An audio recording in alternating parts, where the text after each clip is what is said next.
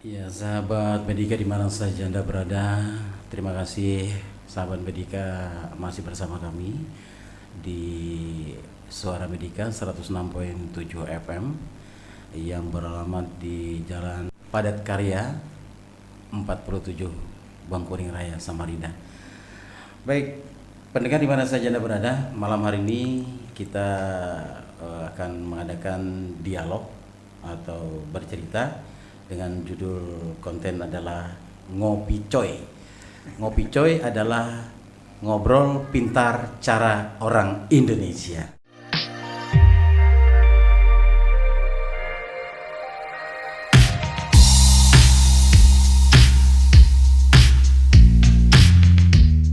Dan pada malam hari ini kita sudah kedatangan salah seorang tamu kita, orang jauh.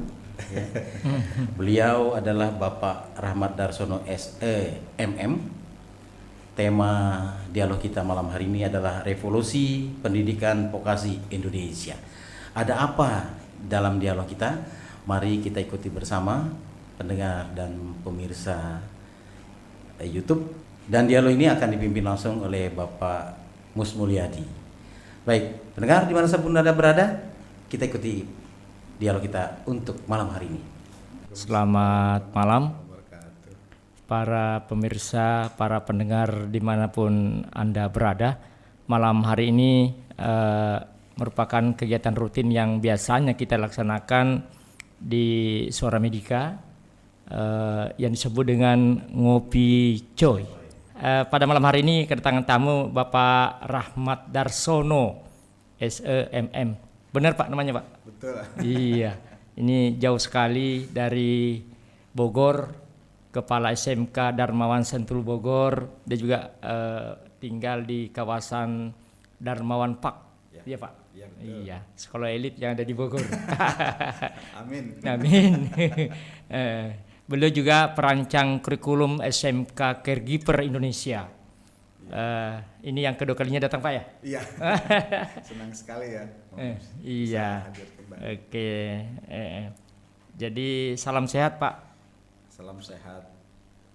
Harus sehat. Harus sehat. Iya. Berapa hari di sini Pak? Rencananya ini sudah dari hari Selasa. Ya. Ya, insya Allah kembali ke Bogor itu di hari Ahad nanti. Jadi masih ada 2 hari lagi gitu di sini. Iya. Yang kedua kalinya kembali karena minum air mahakam kayaknya Pak. Iya. Ternyata sangat air mahakam itu sangat pengaruhnya besar. Bisa kembali yang kedua. Yang ketiga kalinya lagi nanti Pak. Insya Allah. Oke Pak Rahmat, ini sebagai instruktur nasional tentang SMKPK. Sesungguhnya karena tema kita berkaitan dengan revolusi pendidikan vokasi Indonesia, apa yang diinginkan Pak Dirjen kira-kira ini? Oke. Iya. Ya, baik, terima kasih Pak Mus. Rekan-rekan semua, Bismillahirrahmanirrahim. Assalamualaikum warahmatullahi wabarakatuh. Waalaikumsalam. Pendidikan vokasi ini sebenarnya sangat menarik untuk dikaji. Kenapa? Karena banyak sekali perubahan, gitulah ya, dalam proses pendidikan yang ada di Indonesia, ya khususnya untuk level menengah, gitu. Ya kalau di sekolah umum gitu ada yang namanya sekolah penggerak. Iya. Kalau di SMK nggak ada sekolah penggerak, SMA. yang ada SMK PK. Oh, Gitu. berbeda ini. Iya berbeda. Kalau SMA umum gitulah ya itu Iya. ada yang disebut, dan dari SD bahkan ya SD sampai SMA itu ada yang disebut sekolah penggerak. Tapi kalau di SMK itu ada yang disebut dengan SMK PK, pusat keunggulan. Oh, berarti unggul gitu. ini. Harus unggul. Dibandingkan dengan sekolah lain? Betul. Artinya bahwa sekolah-sekolah vokasi dalam hal ini SMK PK gitu lah ya. Kenapa disebut pusat keunggulan? Ya harus jadi contoh. Ya, jadi contoh untuk sekolah-sekolah atau SMK yang belum PK. Ya, Gitu. ya. Artinya nanti kalau sudah diangkat jadi SMK PK tapi kualitasnya, mutunya biasa-biasa saja. Kembalikan ke sekolah biasa. Ya artinya tidak ada yang diunggulkan. Iya, iya. Apa yang bisa diunggulkan dari SMK tersebut? Itu yang menjadi poinnya dalam SMKPK ini. Berarti harus terbedakan ini. Harus. Yang membedakannya begini dengan kurikulum ini, terutama masalah kurikulum ini. Iya, iya. Setiap kali pembeda itu pasti sudah dipastikan kurikulumnya berbeda gitu. Iya, iya. Ya dalam SMKPK ya kalau saya sebutkan istilah gitulah ya dengan 8+I gitu. Iya. Ya, nah Apa itu? ini jantungnya di SMKPK itu 8+I. Ya, 8+I itu yang pertama gitulah ya. Kurikulum. Ya. Kurikulum itu harus nih disusun bersama dunia kerja. Nah, Berarti ini gabung nih. iya, harus didampingi oleh dunia kerja. Iya, iya. Jadi dulu ada istilah Dudika, Judika, Eduka Iya. gitu lah ya di Banyak sekali. SMKPK. Iya, istilahnya dirubah jadi dunia kerja. Oh. Ini payung hukumnya jelas yaitu Permendikbudristek ya 165/2021. Iya. Nah, ini adalah payung hukum atau landasan hukum SMKPK itu ada di 165/2021. Ya, ketika SMKPK ini melaksanakan seluruh kegiatan ya di satuan pendidikan di sekolah, Iya. maka 8+ ini harus jadi rujukan gitu. Artinya apa? SMK harus melakukan MOU, tapi MOU yang benar-benar MOU, Ya. bukan MOU-an di atas kertas, bukan gitu. Ya. Jadi yang pertama tadi ini ada 8 nih dan Ya. I-nya itu adalah kalau bisa dunia kerja itu memberikan beasiswa gitu lah, atau ikatan dinas gitu lah ya, dunia kerja bisa memberikan alat-alat gitu lah ya yang dibutuhkan oleh industri itu seperti apa diberikan ke SMK. Tapi kondisi COVID ini perusahaannya juga banyak bangkrut. Banyak PHK. Ya kan insya Allah dalam kondisi sekarang ya vaksin termasuk pelajar nih Ya. itu juga kan sudah dilakukan. Oh iya. Ya, jadi mudah-mudahan insya Allah kita berdoa bersama-sama dengan pelaksanaan vaksin nih yang sudah dilakukan gitulah ya. Apakah pengajarnya, siswanya, pokoknya warga sekolah gitu. Diharapkan COVID ini akan segera berakhir ya dan bisa dilakukan proses pembelajaran seperti biasa. Akan tetapi perlu diingat gitu.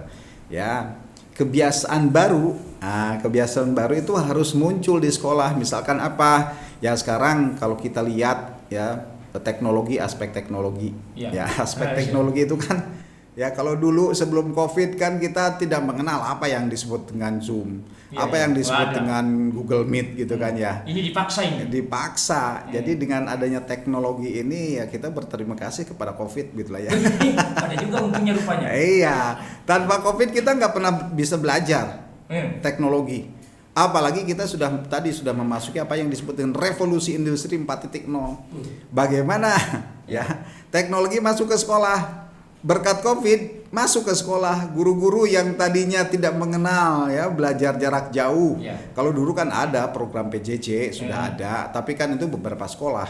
Tapi sekarang semua sekolah terpaksa. Iya, bukan terpaksa, dipaksa untuk PJJ. Artinya ini program nasional yang dipaksa oleh COVID gitu. Benar. Akhirnya gaptek. Ya. Inilah makanya literasi teknologi gitulah ya harus mulai lagi diakrabkan gitu ya di sekolah. Ya makanya ketika nanti sudah kembali normal, kebiasaan baru seperti apa? Contohnya nih gitulah ya. Ada yang disebut dengan blended learning. Blended learning itu apa? Ya, misalkan guru nggak bisa masuk gitu ya, tapi dia bisa ngajar.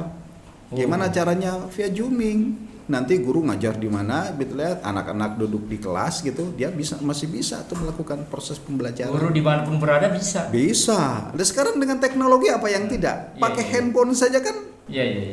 Itu bisa dilakukan. Ya artinya tidak ada lagi alasan gitu lah ya sekarang ya guru-guru tidak melek teknologi gitu. Jadi literasi teknologi, literasi internet gitulah ya, itu sudah harus ada di lingkungan sekolah. Jangan-jangan ke depan itu memang digiring pembelajaran seperti itu? Ya kelihatannya harus seperti itu. Ya ini yang disebut dengan kebiasaan baru, gitulah ya.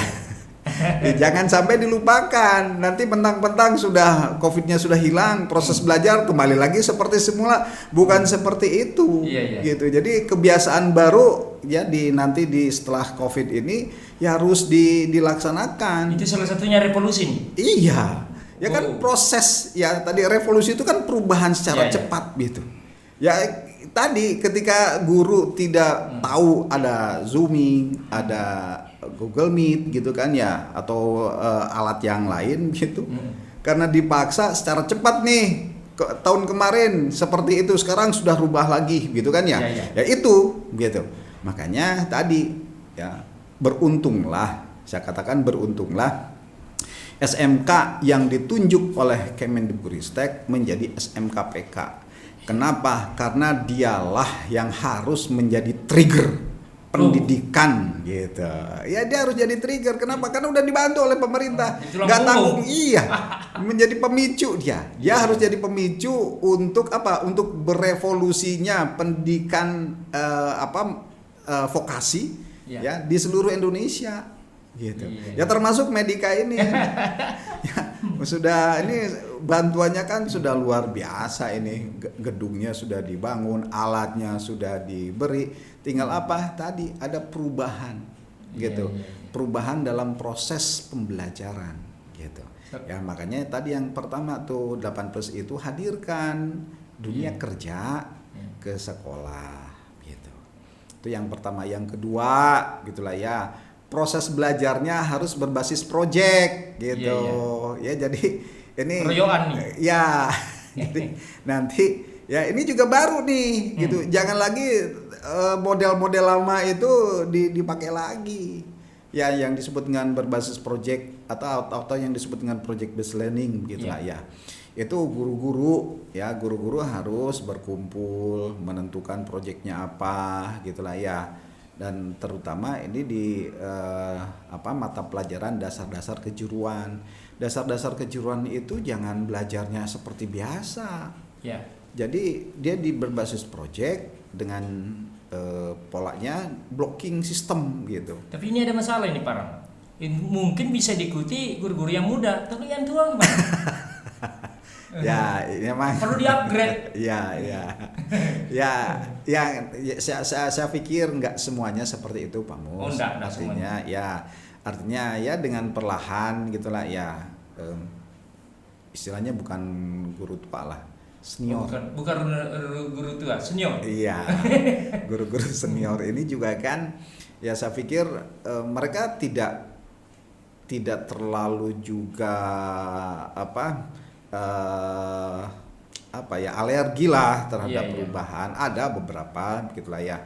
Tapi kalaupun ya ada yang masih mempertahankan yang lama gitu kan ya, karena memang ini teknologi ini juga kan belum bisa dilaksanakan oleh guru-guru senior, akan tetapi ya tadi dengan perlahan tapi pasti gitulah ya. Ini ya proses belajar dengan literasi teknologi ini kan kalau dipaksa-paksa sedikit ya itu banyaklah pendekatan yang bisa dilakukan persuasif misalkan ya dengan guru-guru senior. Saya pikir mereka juga mampu berubah gitu Pak Mus.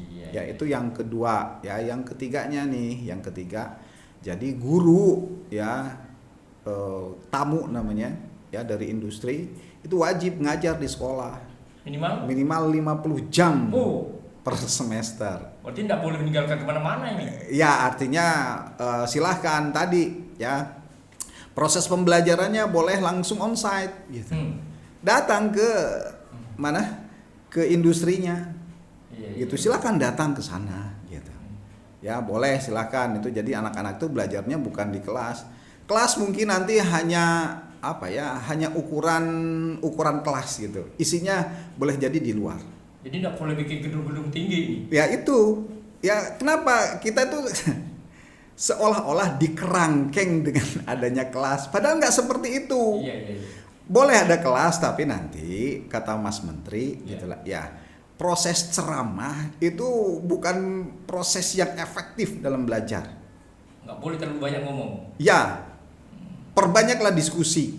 Iya. Kenapa? Karena kembali ya diingatkan oleh Pak Wikan sebagai Dirjen Vokasi bahwa proses belajarnya itu harus berubah dengan tadi ya, misalkan di kelas itu ada kelas tapi bentuknya tuh berkelompok gitu. Ya aspek soft skillnya kata Pak Wikan tuh yang harus ditekankan. Soft skillnya penting. Kenapa? Karena itu tadi ya, dengan adanya pendidikan karakter yang dibungkus dalam P3. Nah, P3-nya bukan partai ini. Iya. Tapi profil pelajar Pancasila gitulah ya. Itu sebuah karakter itu bisa dapat di situ. Makanya dalam setiap proses pembelajaran, ingat ya, dalam setiap proses pembelajaran harus wajib hukumnya menghadirkan P3. Berarti kalau wajib dosa ini. Iya, itu makanya tadi ya, ini harus didengung, harus diinformasikan terus-menerus nih kepada guru nih.